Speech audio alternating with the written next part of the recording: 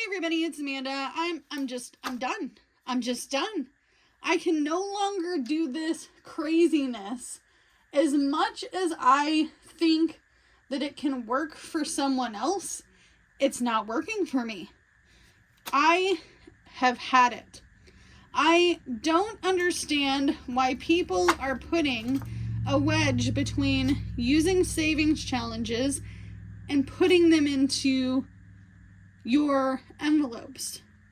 So one thing that I find is very curious, and I know a lot of you guys thought that this year I was just going to do a bunch of savings challenges and I'm going to keep them all and we're going to see how much I saved at the end of the year.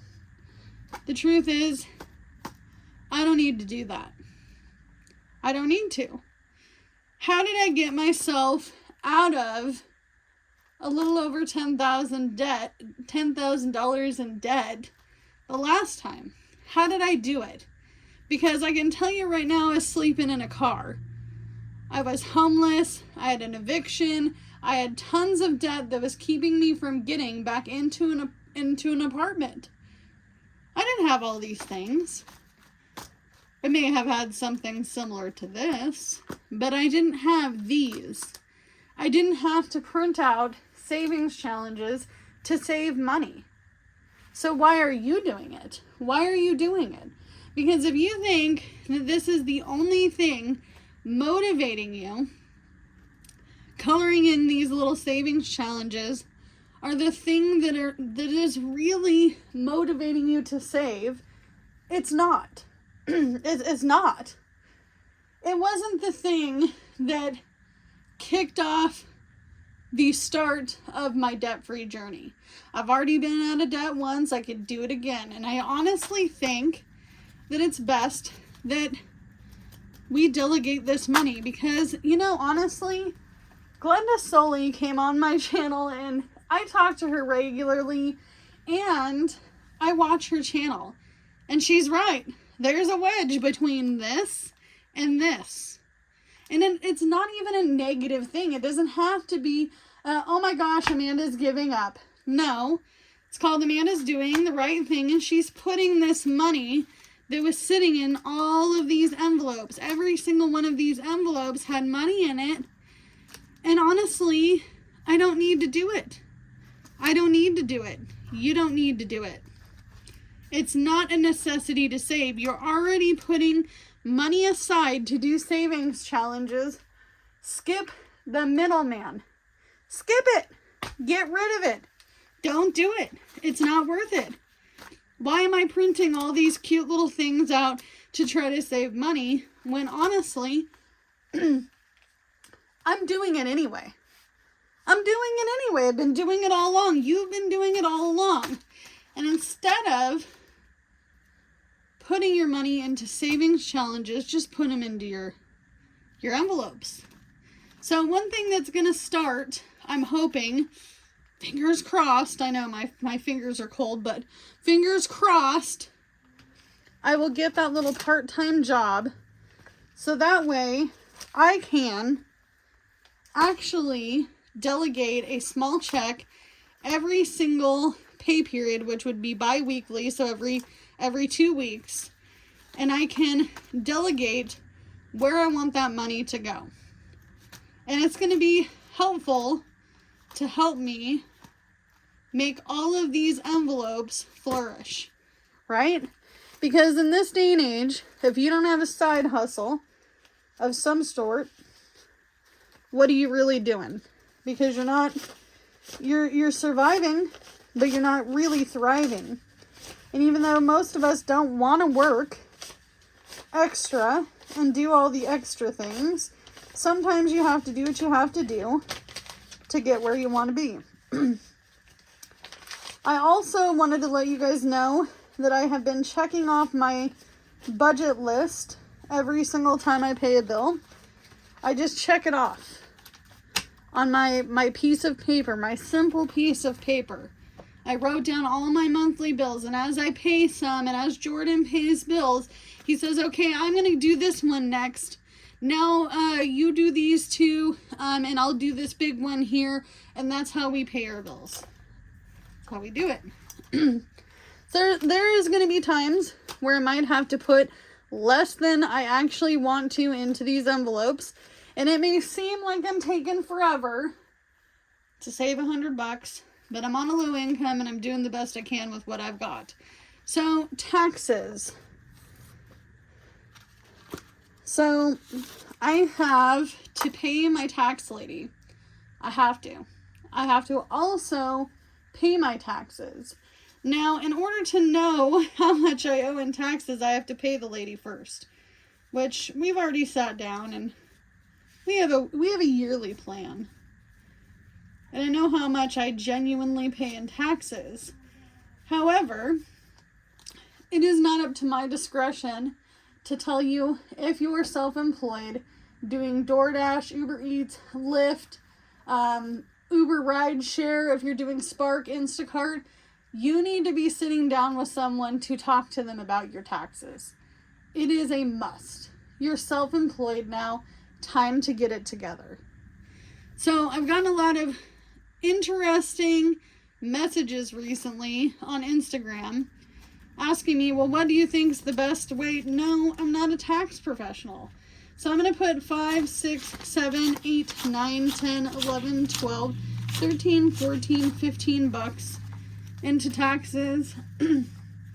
So the idea with the savings challenges were, if I took a finished savings challenge, like this one, we'll pretend like it was finished, and this $15 would now go into this envelope. And then I had another one that was finished, and it would go to the next, and so on and so forth. I don't need to do that. I don't need to. Because I already have the money right here, and if I didn't have it, I would then add more to it later. And I need to get little trackers for these, or make some.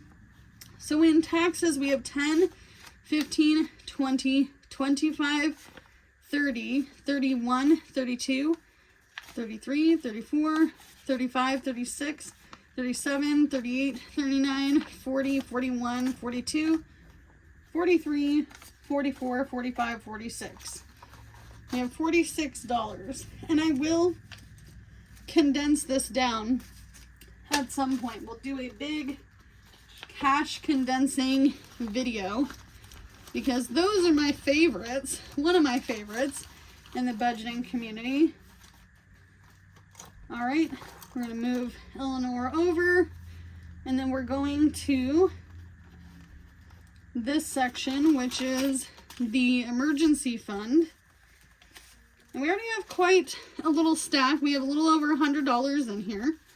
Let's go ahead and add some more to it. So we have 1, 2, 3, 4, 5 into emergency. And then we have 50, 60, 70, 75, 80, 85, 90, 95, 100. And then we have 1, 2, 3, 4, 5, 6, 7, 8, 9, 10, 11, 12, 13, 14, 15, 16. $116 in this one. Here we go. And I will say slow and steady wins the race.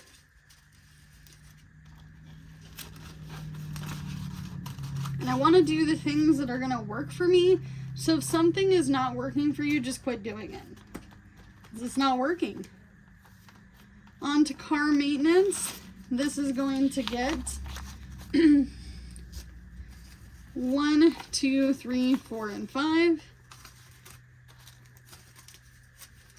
5, 10, 15, 16, 17, 18, 19, 20, 21, 22, 23, 24, 25, 26, 27, 28, 29, 30, 31, 32, 33, 34, 35, 36, 37, 38, 39, 40, 41, 42, 43, 44, 45, 46, 47.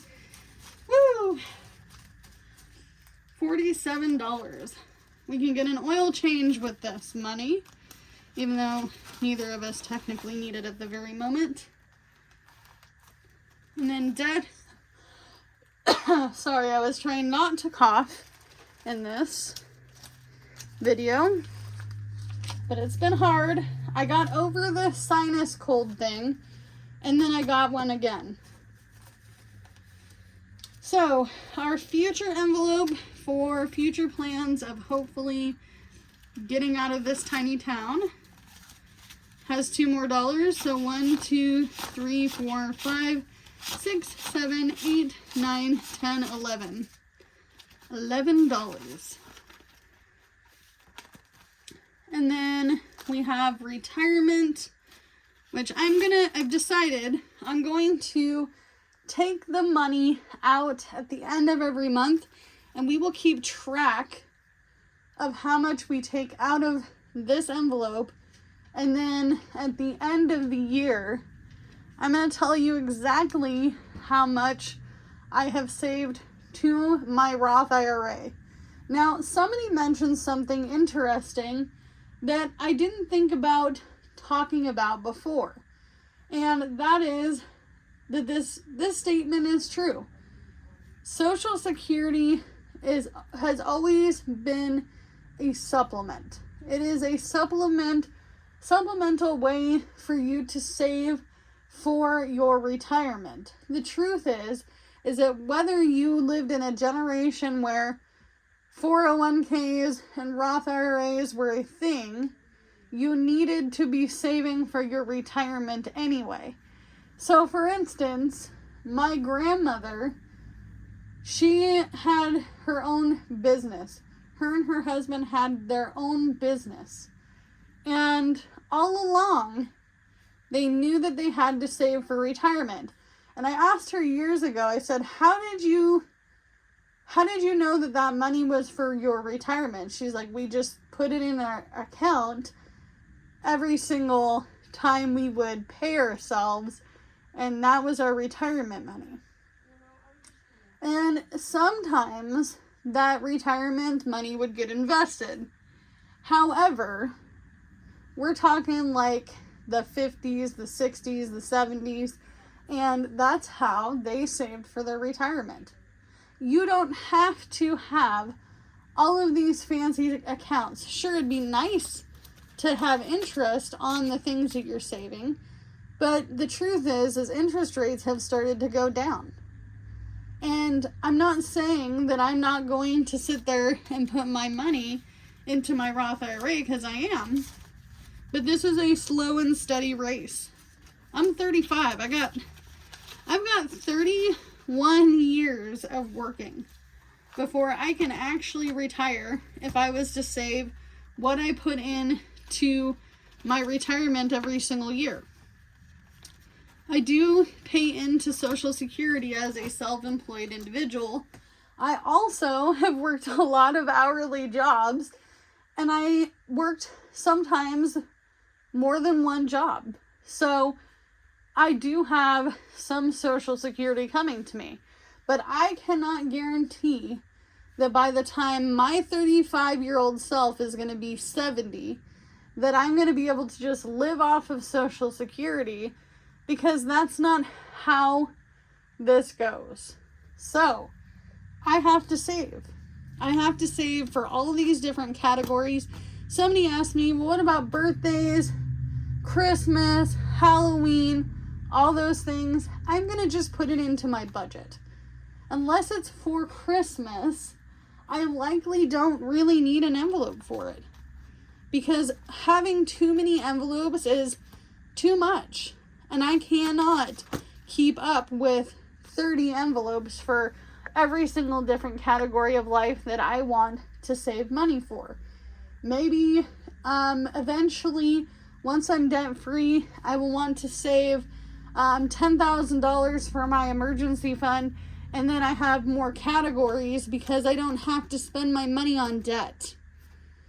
Another thing that I think people got confused on, this is not my only debt. This is just phase 1 of becoming debt free.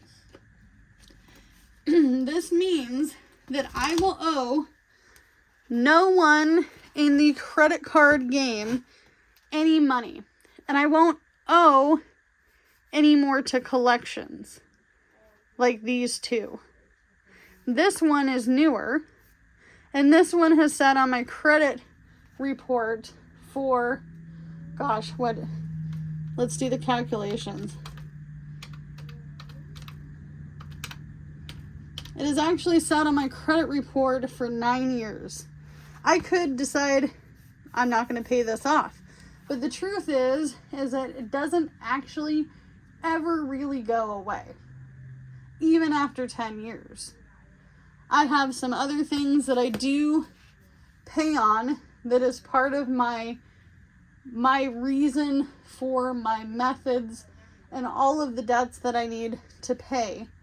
Some of which are my husband's debts, and we are together because we are a team. There's no I in team. We together have decided collectively that we have to pay off these debts. So these are the 2 collections I'm working on now. These are the credit cards that I need to pay off to become completely debt-free with credit cards. So credit card debt-free is phase 1. Then phase 2 will come around, and that's going to be some of the other debts, like a medical debt that both I have and little Piggy have that I need to pay. Another thing that I do have is I do have some personal bills and personal debts that we have decided just to name them by whatever person owes that debt. So you're not going to see which credit card company I owe because that is my personal business. Somebody wanted to know, well, Amanda, why don't you put like Capital One, Credit One, Perimeter Bank, all these different, I can't even name them all, Citibank. I'm not going to tell you who the credit card company is. I don't need to. We know what the debt is, and we see what it's for. That's all that matters. And I do have, you see how this says YouTube up there? Yep. That YouTube is for your eyes. I have a delegated list in this particular notebook, somewhere in this notebook, where I have a very detailed what the account number is, what the debt is owing to, all the different things.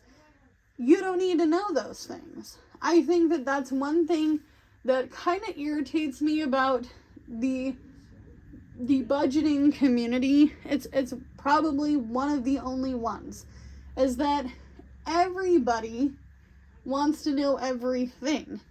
And the truth is you don't need to know that somebody is paying off their Macy's card because, you know, they brought their kids shopping and they spent $300 on shoes and like $500 on clothes, and like then a week later they took their Capital One card and then they got their kids' hair done and then they got their hair done, and that's why they're in the debt. It does not necessarily matter how you got into that debt.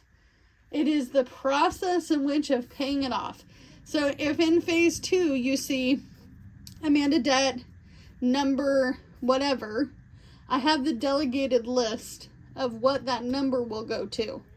Because truthfully, I've realized that I am the only one that gets to choose what I do show on this channel and what I'm comfortable with. And I don't want to show every single thing, and I don't need to air every single bit of my dirty laundry on the internet, because the internet is forever. You understand? Forever.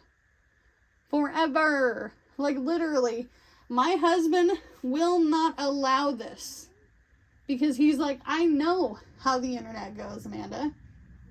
I know how it goes. He's like, you can tell them our budget, because most people have to eat and they have to have a place to live and they pay for car insurance and they have gas that they have to put in that car and all the different things. But he's like, we don't need to show everybody everything. And the truth is that no one in comments is going to be able to strong arm this, because he has already said that's not happening.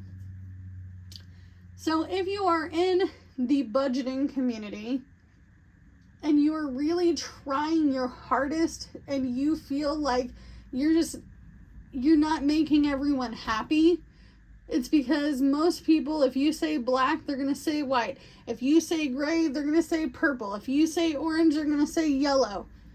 It doesn't matter. Don't let them get to you. You're showing your truth. You're showing your consistency.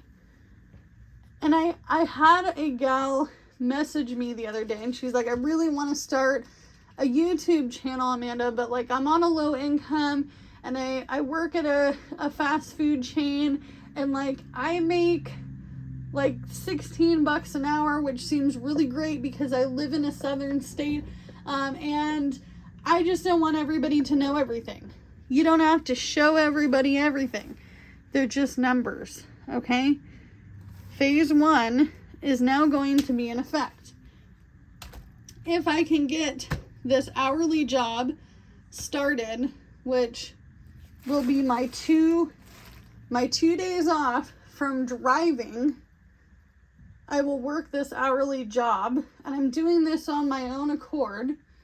As a matter of fact, Jordan's like, I think that you are back to like nut job mentality. And he actually, I really, really encourage him to make the video about what he thinks about people who think about debt. Because he said it perfectly the other day. Perfectly. I'm actually going to see if he'll come and tell you. All right, so he said he's going to make his own video because he feels like it's important to him. And honestly, I'm hoping that he decides to talk a little bit about all of this as well. And it kind of comes into the same thing I'm telling you. You can get out of debt. You have got all of the tools in the world to get out of debt. But you have to remember some things. And it's super important.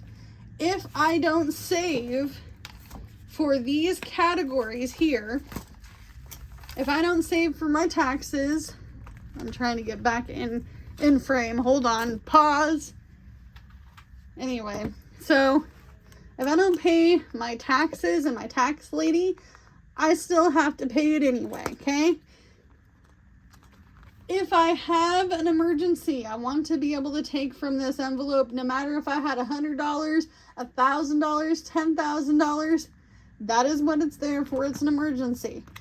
I cannot get out of debt if I have to pay for car maintenance. If I need tires for my car, and my tires are bald and I drive for a living, if I don't have money in here and it's not in my budget, what am I going to do?